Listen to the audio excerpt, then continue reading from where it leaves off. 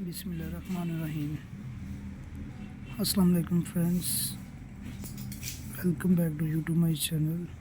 क्या हाल चाल है भाई, सब ठीक ठाक हो? उम्मीद है आप सब ठीक ठाक होंगे।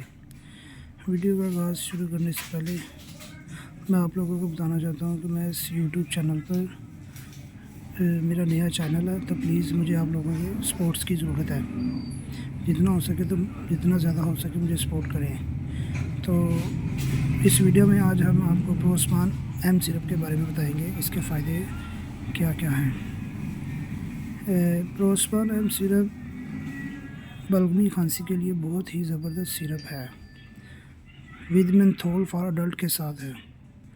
अगर सीने में जगरन, दर्द, बलगम, सांस लेने में दुश्वारी हो तो प्रोस्पान एम सिरप इस्तेमाल करें।